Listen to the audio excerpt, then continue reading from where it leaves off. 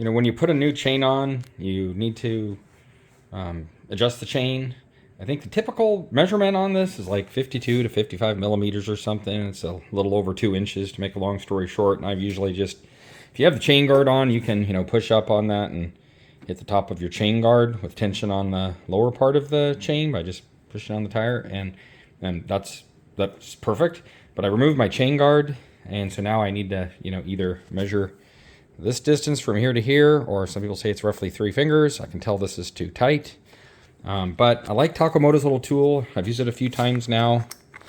And you put this in, so at the front end, so it goes to the front, and you drop it in to that little hole there, this notch to the top end of this. And I'd never used anything like this before, but it works pretty well. So right now, I got a new chain on and sprocket, so you can look, I can't even get it in there. I mean, you can see it's too tight. So I kind of knew that.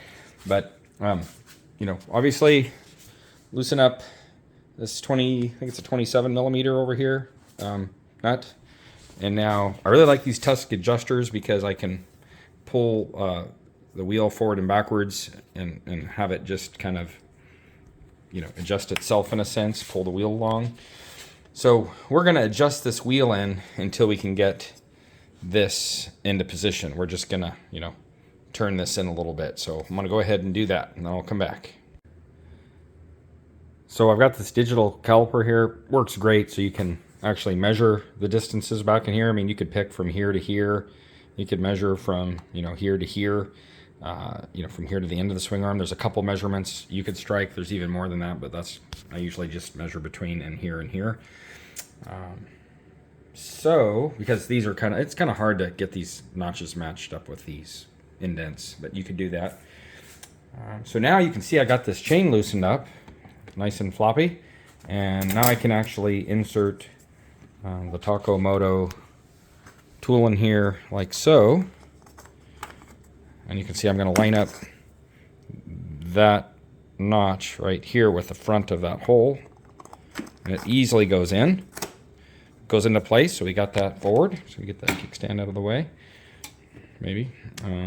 Let's get that out of the way for you. Okay, we got that kickstand out of the way. And so you can see this is in position now.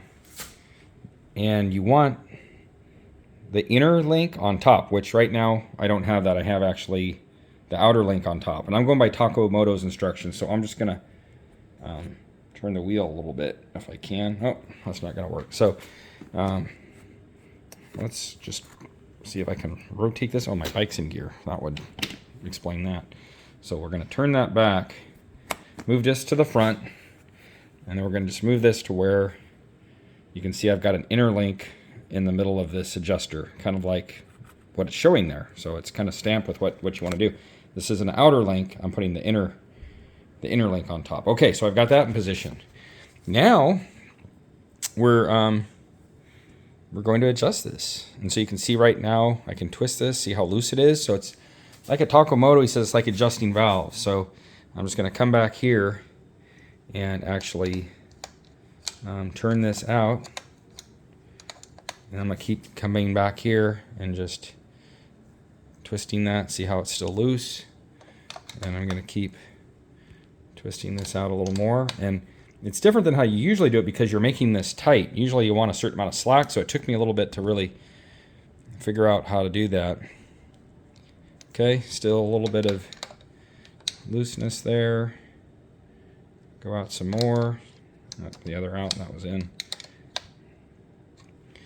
And okay, that's a little tight. Loosen up just a fraction back here. Okay, I got just a little bit of looseness there. I mean, just a little bit of movement. And it's kind of like adjusting valves. You kind of go in and out, fiddling with it.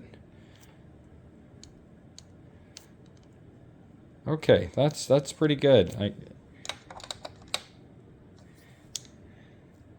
got a little bit of movement, but it's pretty tight. And then we're just going to use our calipers to measure this. Measure this to make it equal the other side, so we're wheel straight. Okay, so here's what I like to do. I just like to measure this. Okay. Oh, 30. That's easy enough. And so you can lock that using this adjusting screw if you want to go to the other side, but that's easy to remember, 30. So I'm just going to take my other side to 30 to even up make the wheel straight, and then I'll retest that. So now we're going to walk to the other side and make this distance from here to here like what I measured, 30, and then recheck. Okay, we've adjusted both sides, each of these on each side, and they both measure out to the same distance or wheel straight. Let's check this. Yeah, that's pretty good. I mean, it's got just a little wiggle, and it's not, we just don't want it bowstring tight. You can almost take it to bowstring tight and then back it off a little bit. And yeah, I feel good about that. So then you just pull the tool out, which I've had it to where it was too tight, and this only works if your chain guard's off, because I tried this once with my chain guard on, and oh man, it does not come out. And as it is, it's almost a two-handed procedure because you need to lift up on the chain and then pull that out, so I think that's what I'll do. So I lifted up on the chain with one hand, and then I just slid this out where it's indexed, in that hole, and then this comes out. Now the cool part is, once you remove this, then look at this. We're about our 3 fingers, and maybe we're a tad loose, but we're not too tight. So, and too tight is worse than too loose. If you get mud and debris in there, this can tighten, and we're not going to create a cam or a primary drive countershaft seal leak by being a tad loose rather than too tight, and that puts us in spec. And to do that, you want your rear wheel off the ground, and you can just tell by looking at the attitude of that chain, it's about right. So that's just some chain tools that I found helpful. We've got the Moto chain adjustment tool that'll work on a 350 or 500 KTM Husky. We've got this sprocket holder, and then we talked about the Dirt Tricks washer to help tension that, and then the Dirt Tricks chain length tool for chain wear. So I also put that chain length tool on my 890 over there, and its chain was in spec. So I like that tool. It's nice to be able to give you peace of mind. So there we have it. Upgraded chain and sprockets here. Every install seemed to go good, and hope this was helpful for you guys out there. And just a footnote, I didn't want to leave it out. This is important. Be sure you torque this down. I haven't torqued this yet. I'm going to torque this down to the appropriate spec. I think it's like 60 foot-pounds or something. Don't quote me on that. Look it up. But you want that tight. You don't want to lose your back wheel. One time I didn't torque it enough, and it was a problem. It didn't result in an accident, but it sure could have. So torque that down. I never miss that step now, and I do typically index it with a little permanent marker to make sure that I can keep an eye on it. So make sure you torque that down to the spec that's in your manual. Don't skip it. So I did take this to 60 foot-pounds, and these are the marks I've made before. You can see my black mark there, and they all lined up. And so it's pretty cool how when you torque stuff to the same spec, it does tend to turn out that way every time when you're consistent. So just a nice little visual. You can even check that before a ride.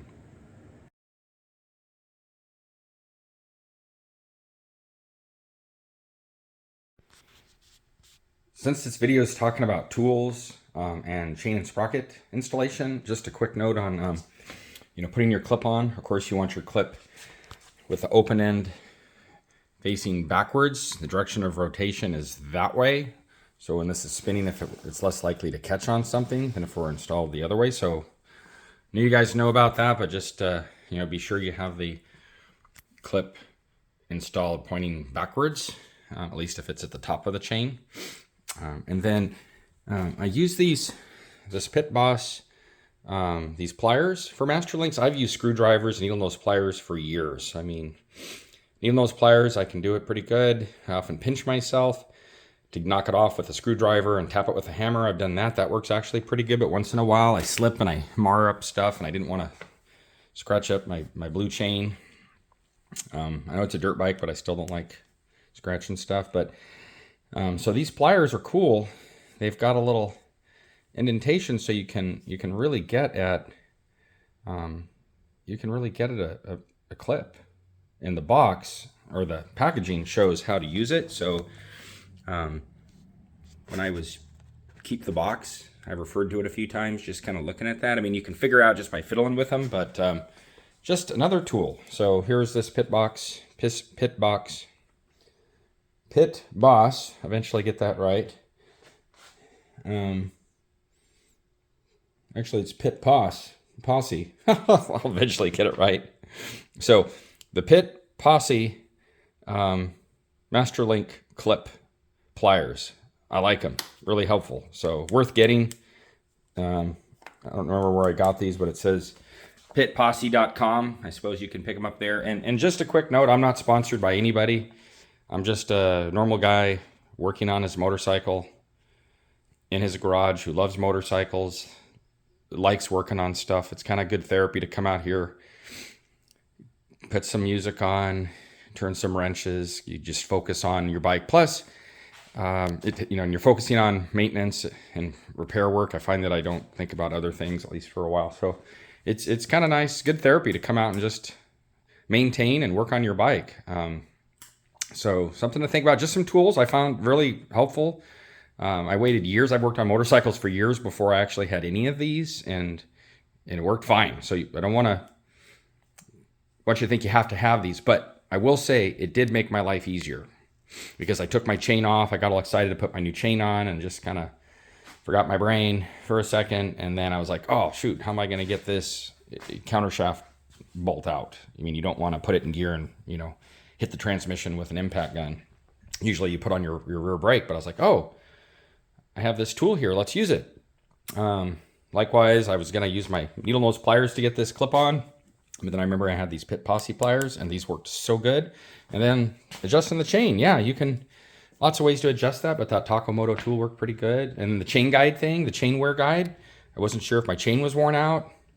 Chains are expensive enough. You hate to replace them unless you really need to, but I had an objective way to assess that. So just some tools that you don't have to have any of them, but I do think they will make your life easier to maintain your drivetrain, which is really important. You don't want your chain to pop off. It can come up here and break all this stuff out. Probably should get a little aluminum protector there in case it does. It rattles around, makes funny noises if your chain's out of adjustment. Plus, it's just unsafe if your chain were to happen to break at an opportune time, like when you need to throttle on for something. Or it could be out in the middle of nowhere and it breaks, and now maybe you're stranded. Maybe it's something you can't fix. I did order a Master Link to carry in my backpack, but not a bad idea. But all right, hope this helps. Have an awesome day. Thanks for watching.